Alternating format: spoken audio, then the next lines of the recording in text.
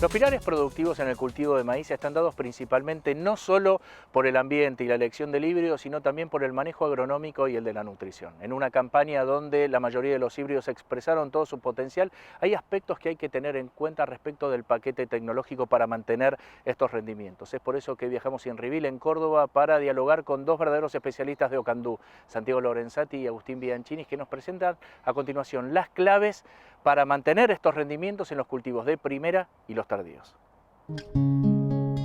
Hace 5 campañas que la empresa Ocandú evalúa planteos con diferentes genéticas, fertilización y densidades en maíz. Santiago Lorenzati y Agustín Bianchini, de la empresa Ocandú, repasan cómo diseñaron los lotes para buscar los mayores potenciales en el cultivo de maíz y para aumentar los rindes. Empezando de cero, el tema maíz, en esta región, creo que sí podemos apuntar a capturar potenciales de rinde, porque estamos en una región cada vez más maicera, digo yo, ¿no? Con la evolución de la tecnología y con el conocimiento, hoy tenemos en el área del departamento Marcos Juárez, en el sudeste de Córdoba, uno de los mayores lugares donde se expresa positivamente el cultivo de maíz. Entonces, en general, siembras más tempranas, obviamente con cultivos bien implantados, muy bien ajustada la densidad y la nutrición, son factores clave para aprovechar ese potencial de rendimiento. Segunda opción, maíz tardío o maíces de segunda. Estos son la estrategia para diversificar, ¿sí? O sea, nos corremos del momento ideal, pero apuntamos a rindes medios importantes, elevados, en torno a, por ejemplo, 100 quintales, ¿sí? Como tal vez en los tempranos estamos apuntando a 120, 130 como potenciales, o incluso más este año que el ambiente se dio, con rindes superiores en muchos campos a 140 o 150 quintales. Pero el maíz tardío aparece como una opción para ambientes poquito inferiores y donde busco estabilidad y no potencial. En esos dos frentes estamos trabajando desde Ocandú, tanto los maíces tempranos como los tardíos. Cuando hablamos de tardíos, de nuevo aparece el cultivo de servicio como una opción. ¿Por qué? Porque si siembro un maíz tardío en diciembre, en esta región, y coseché tal vez la soja de segunda en abril, me queda una ventana enorme de tiempo que tengo que aprovechar los recursos, agua, luz, dióxido de carbono, el mismo suelo desocupado. ¿Qué opción tengo? Un cultivo de servicio, por ejemplo, de vicia. ¿Y acá por qué vicia? Porque me va a brindar fijación biológica de nitrógeno que me lo va a aprovechar ese maíz. El maíz es altamente demandante en este nutriente, en nitrógeno, y la vicia me va a estar aportando tal vez en torno a 150 o 200 kilos de N en su biomasa, que se va a ir descomponiendo a lo largo del ciclo. Obviamente lo tengo que combinar con una estrategia de fertilización de arranque, pero va a ser seguramente menor que si no hubiese usado ese cultivo de servicio. Entonces, en maíces tardíos estamos evaluando ajuste de densidades, ajuste de manejo de N, combinado si tuve o no cultivos de servicio, y todo eso con un ajuste también del material a utilizar, ya que no cualquier híbrido puede ir por cuestiones de potencial o por cuestiones sanitarias como cultivo tardío. Lo interesante entonces de esta opción es conocer en cada híbrido la densidad para ir de tardío y obviamente ajustar muy bien la nutrición. Creo que un concepto erróneo que teníamos, que de a poquito va cambiando, era que necesariamente los cultivos de maíz tardío eran con baja densidad. Años atrás hablábamos de 60.000 plantas o 60.000 semillas sembradas y nos quedaban 50 y pico mil de plantas, para esta región hablo, ¿no? Hoy ya estamos pensando en techos bastante más altos y estamos viendo que si el año es bueno, incluso esa curva de densidad por ahí no corta o corta a niveles de densidad mucho más alta que lo que hacíamos anteriormente. Y eso es lo que estamos evaluando. Potencialidades un poquito más altas en maíces tardíos, que obviamente no va a ser la de los maíces tempranos, pero sí creo que tenemos un techo o un camino para recorrer y explorar esos techos de rendimiento. Bianchini describe los factores que interactúan en el maíz para aumentar los pisos de rinde. Desde Ocandú ya hace 6 campañas que venimos trabajando justamente para cuantificar esos factores, ver cuál es la incidencia de la genética, de la densidad, de la nutrición, de la sanidad. Es decir, que es un trabajo que venimos haciendo desde hace varias campañas.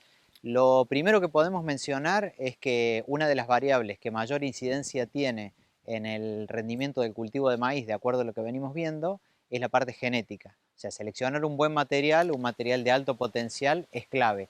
Y para eso Los productores cuentan con información de ensayos comparativos de rendimiento que hacen las diferentes empresas, que hacen INTA, universidades. Nosotros desde Ocandú también generamos parte de esa información. Si pensamos en las variables, una vez que uno tiene seleccionado el material en las que uno debería trabajar, el tema nutrición es una de las claves.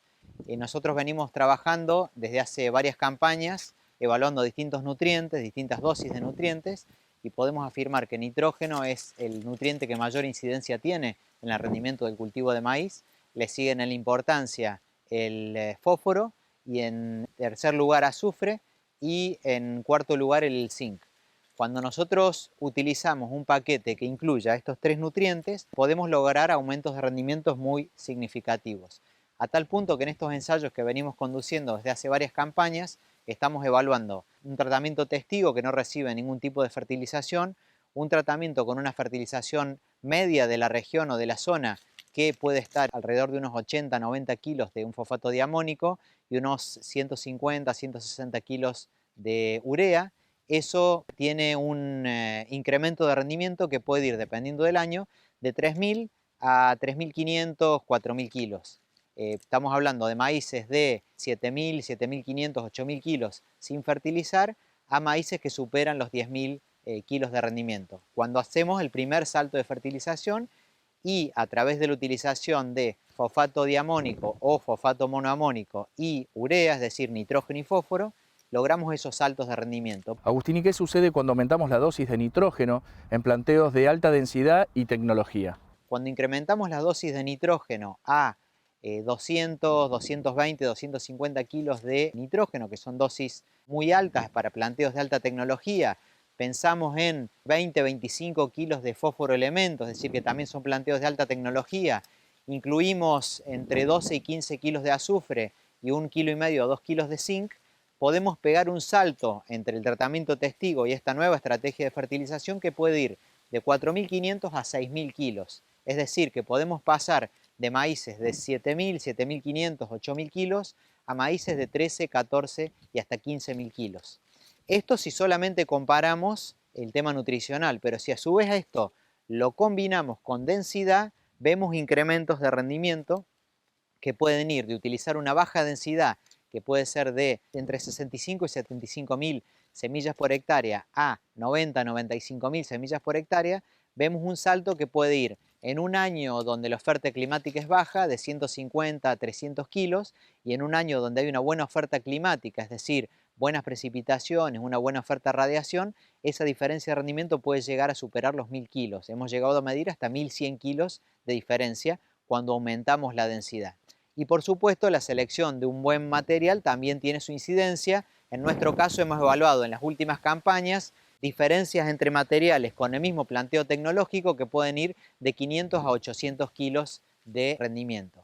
Es decir que si seleccionamos un buen material, aplicamos un buen paquete nutricional y seleccionamos la densidad apropiada, podemos pasar a lograr rendimientos de maíz, no en esta campaña, porque probablemente en esta campaña con la oferta climática que hemos tenido vamos a superar las 14, 15 toneladas, pero en años anteriores, incluso en la campaña pasada, con una muy limitada oferta hídrica, llegamos a las 14, 14 y medio hasta 15 toneladas.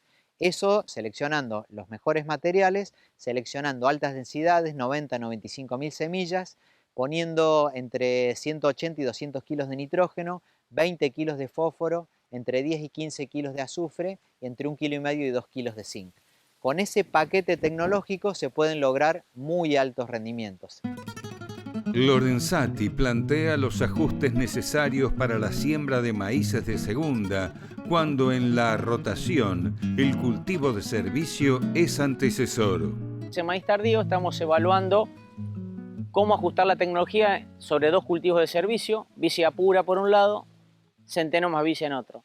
En ambos casos sembramos maíz y lo estamos evaluando a varias densidades.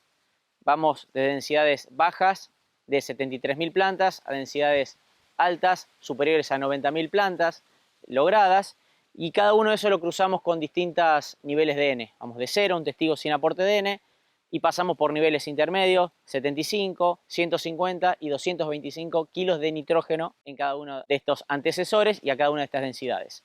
Seguramente este año en particular, que tuvimos una oferta climática, o sea, un muy buen ambiente, los mejores rendimientos creemos que lo vamos a tener con densidades bastante más altas de las promedio esperables para la región y con altos niveles de N. ¿Por qué? Porque la oferta hídrica y de radiación me va a permitir alcanzar altos techos.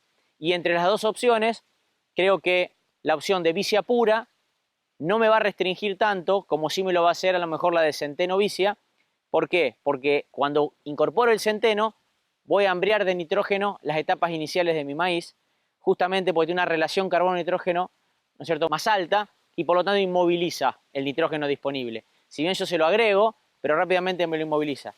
Esto ya estamos hablando de pequeños saltos, pero me imagino que vamos a explorar rendimientos altos para maíces tardío, por encima de los 120 quintales, lo cual realmente es muy bueno para un maíz tardío en este ambiente, contra un testigo con densidad alta y sin fertilizante, que sería la peor situación, que tal vez no llegue a los 7.000 kilos. Entonces, creo que vamos a tener un degradé o una escalerita de rendimientos muy bueno, y para este año corrido hacia altas densidades y altos valores de nitrógeno por la oferta ambiental que tuvimos. Agustín Bianchini presenta los datos obtenidos luego de 5 campañas de trabajo con densidades, híbridos, distintas dosis de fertilizantes y tecnologías, tratando de encontrar la fórmula para acortar brechas de rendimiento. En Argentina hoy una de las principales limitantes que tenemos y que no están bajo control del productor, obviamente, y lo estamos viendo en esta campaña, es la oferta climática. Entonces, si uno pudiera en un planteo productivo agregar el agua a través de un sistema de riego, tenemos una parte importante de la batalla ganada porque estamos resolviendo una de las mayores limitantes. Los materiales de punta de cada una de las compañías, nosotros venimos evaluándolos a través de varias campañas. No hay mucha diferencia o no hay una gran diferencia entre esos materiales de punta. De todos modos, la selección de la genética es una de las variables en las que el productor tiene que trabajar, seleccionando la que mejor se adapta a su condición. Y en el caso de maíz, creemos que el tema nutrición ha tenido un impacto muy importante. Hay que empezar a subir las dosis de fertilizantes, hay que empezar a aplicar más nitrógeno si queremos lograr más rendimientos en maíz. Sabemos que el nitrógeno es el principal nutriente o uno de los principales limitantes en el rendimiento del cultivo de maíz, y lo estamos viendo este año justamente con esos experimentos bajo riego, donde con 350 a 400 kilos de nitrógeno estamos logrando 180, 190, 200 quintales. Entonces, no estamos aplicando dosis extremadamente altas de fósforo, no estamos aplicando dosis extremadamente altas de azufre y de zinc, simplemente dosis altas, pero no extremadamente altas, pero sí dosis muy altas de nitrógeno. Entonces, y estamos viendo, y sobre todo en una campaña como esta, que a medida que aumentamos la densidad, empieza a haber cada vez más respuesta en rendimiento. Obviamente somos conscientes de que esta es una campaña extraordinaria en cuanto a oferta de precipitaciones, y quizás una densidad de 90, 95, 100.000 plantas por hectárea a cosecha sea la que mejor resultado nos da en esta campaña, pero probablemente en una campaña con limitaciones hídricas esa no sea la mejor densidad. Pero sí estamos viendo que básicamente el tema nutrición, el tema genética y el tema de densidad son variables claras y claves a la hora de tener altos rendimientos. Bianchini cuantifica la relación costo-beneficio de implementar en el cultivo de maíz este manejo de alta tecnología.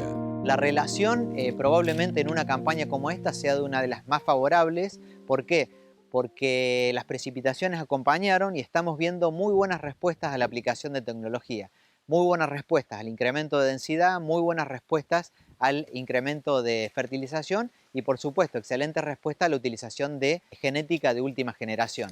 No en este campo, pero en el oeste, en la localidad de Bengolea, hemos tenido oportunidad de conducir ensayos bajo riego con el productor Francisco Elorza, donde hemos probado genética de distintas compañías y hemos llegado a lograr alcanzar a través de altas densidades, 120, 130, 150.000 plantas por hectárea, planteos de 300, 350 kilos de nitrógeno por hectárea y buena genética, hemos llegado a 180, 190 quintales y en algunas parcelas hemos superado los 200 quintales. Por supuesto en planteos bajo riego, donde el agua no es limitante y con toda la tecnología que acabo de mencionar. Entonces, yendo a tu pregunta, en una campaña como esta, con muy buena oferta climática, uno esperaría excelentes relaciones entre los insumos aplicados y la respuesta que se logra a esos insumos.